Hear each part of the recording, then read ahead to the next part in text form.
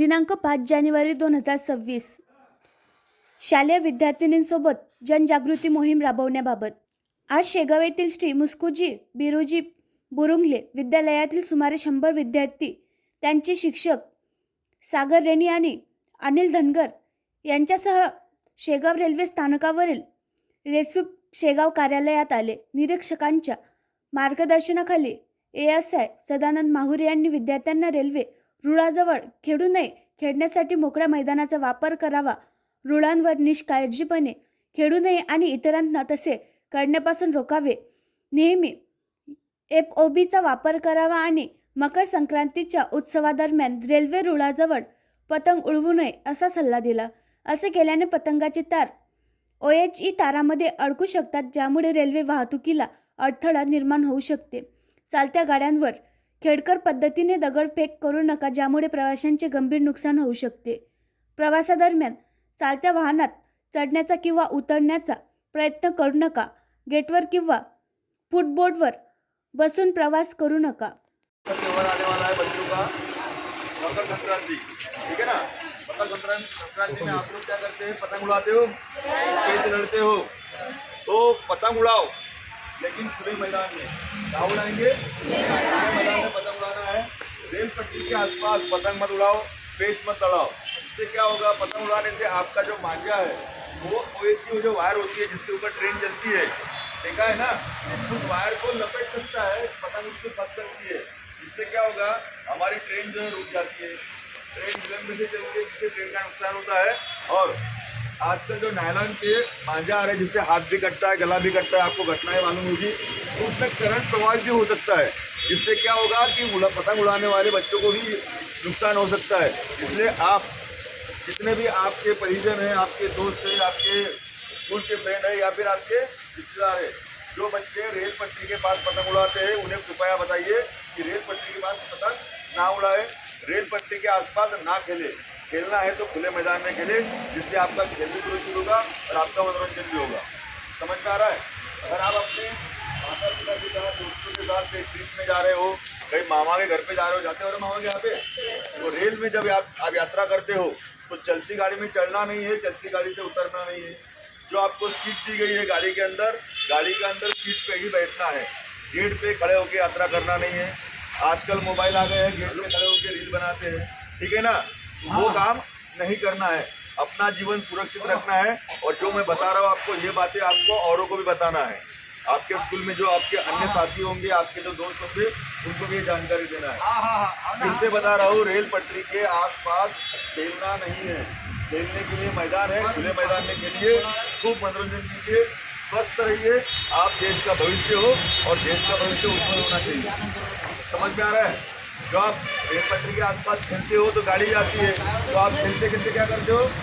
गाड़ी के ऊपर मस्ती में पत्थर मार देते हो। ये गलत है। आपका पत्थर किसी पैसेंजर को लग सकता है, किसी यात्री को लग सकता है, जिससे उसका सर फट सकता है, खून निकल सकता है या गंभीर कुछ जख्म उसको हो सकता है। तो कृपया ऐसा ना करें। चलती गाड़ी के ऊपर पत्थर ना फेंके। अगर आप ऐसा करते हो तो कानूनी कार्रवाई भी हो सकती है। आप जानते हो ना, ऐसा हम करेंगे नहीं, क्योंकि आप पत्थर नहीं फेंकेंगे, ये विश्वास मुझे है। करेंगे क्या आप ऐसा काम? पत्थर फेंकोगे क्या? पतंग उड़ाओगे? मस्ती करोगे? लेकिन कहाँ पे? खुले मैदान में करना है, रेल पटरी के पास नहीं करना है। सभी पढ़ाई करेंगे? सभी पास होंगे? सभी पिज़्ज़ा खाते हो? नहीं खाते हो?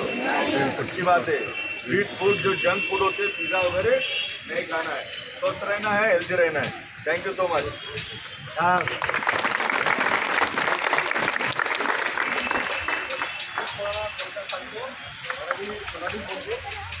आणि कुठेही रेल्वे पटरी पार नाही करायची. आपल्या घरी जाऊन आपल्या आईवडिलांना हे सांगायचं आहे की पुलाचा उपयोग करायचा. जसं आता जो पूल आहे ना आपला, त्या साईडला आपण जातो, ब्रिजवरून जातो, पुलावरून जातो ना आपण, तर पुलाचा उपयोग करायचा आहे.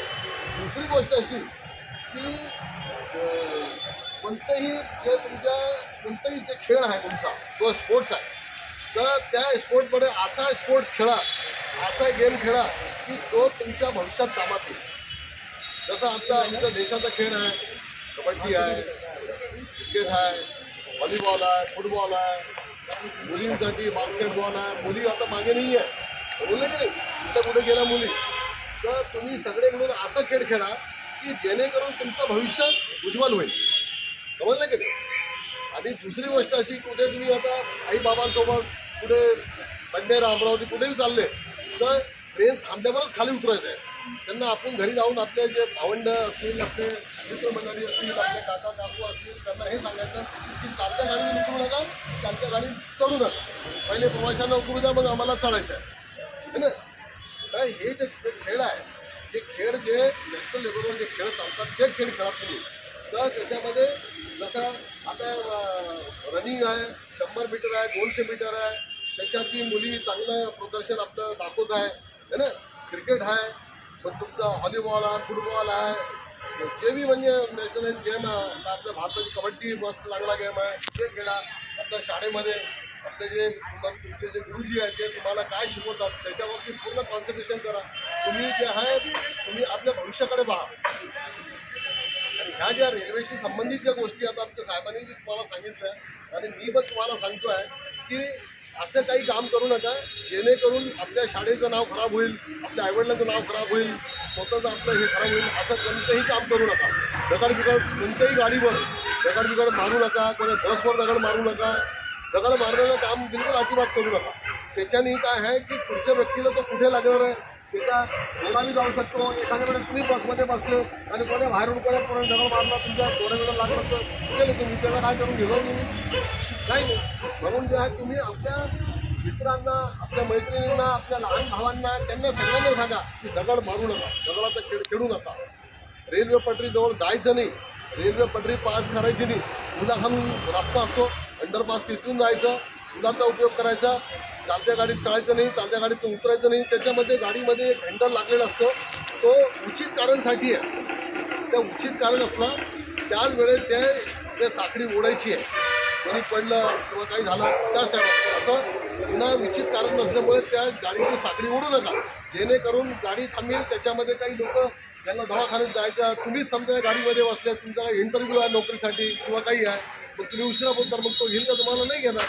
म्हणून जे आहे रेल्वेच्या पासून पुरा रेल्वेमध्ये प्रवास करताना गाडी थांबू द्यायची, त्याच्यानंतर उतरायचं. गाडी आली प्लॅटफॉर्मला आपल्याला चढायचं, गाडी पुढे जाऊन थांबू द्या, त्याच्यानं उतरायचं, त्याच्यानंतर आम्ही चढायचं. आता तुम्हाला कोणाला काही विचारायचं आहे आणि रेल्वे पट्टीच्या जवळ अजिबात जायचं नाही आहे. आणखीन नवीन व्हिडिओ पाहण्यासाठी आमच्या देशमुख एक्सप्रेस न्यूज चॅनलला सबस्क्राईब करा, लाईक करा आणि शेअर करा.